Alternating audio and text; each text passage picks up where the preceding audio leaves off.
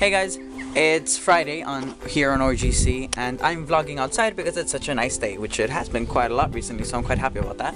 Here you go, look, nice beautiful sunshine on the fields. So picturesque, although when it's 24/7 fields you kind of get sick of it.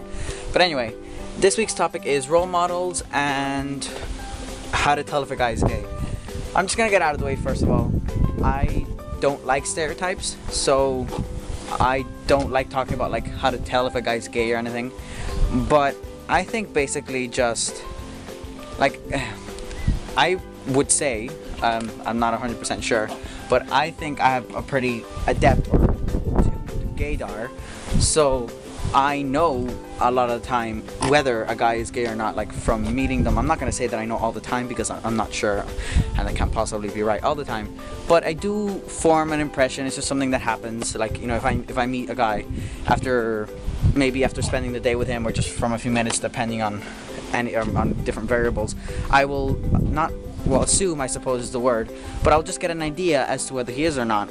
And I know that you shouldn't really do that to people because that's putting them into boxes and judging them, whatever, but it's just something that kind of happens anyway. It's kind of like when you get a first impression of someone and you're like, I like this person, or this guy's not really that nice. Just ask them, I would say, but because, you know, they're really the only ones that know about their own sexuality and their own sexual identity and things like that. So the only way to really be sure is to ask them. But I suppose if you're crushing on a guy and you want to know whether he is or not, I'm not gonna say see if they're really camp, because I'm really camp, so I don't like the whole stereotypical, really gay guy thing. But I suppose little characteristics or their reactions to certain things might be a factor. Like, I'm not saying it's a dead giveaway all the time, but let's say if they're in the closet and someone starts talking about oh, gay this, or that's so gay, or use the word faggot or something along those lines, and that person starts like kind of getting uncomfortable or a bit awkward, or kind of doesn't say much about it, or talks to the people that are saying those things but specifically leaves out those words, that could be a sign. Because, if you're in the closet, you're very shameful about it. It's kind of like you don't like those words. Nobody does, but it kind of hurts you a little bit more, so you do become a bit more careful about how you change how you act, and you change the things you say and how you say them. So that could be an indication. But yet again, it could also just be that they don't like the word and they feel very uncomfortable with people using those words. But that's all I'm going to say about that. I'm not going to go on about it further. And our other topic is role models, and I've had a lot of role models in my life, I suppose. Like, first of all, my mother definitely is a huge role model of mine. She's been through a lot, and she's taught me how to be strong, how to not, how to not care so much about what other people think about me, in the sense that I should just be myself and love who I am and just be me, and not, if someone doesn't like that, that's their own fault. So she's taught me about being strong that way, and she's taught me how to overcome obstacles in my life and how to deal with things. So she's definitely like my number one role model. But along the lines of like celebrities and stuff, I suppose it would be like Ellen would definitely be at the top of that list, because she's just a perfect human being almost.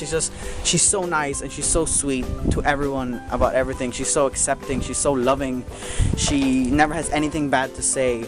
She's so wise as well. Like, when she gives advice, it's always really good advice. And besides that, she's just funny, and how could you not love Ellen? And besides, she dances good, so let's see, Ellen, anyone else?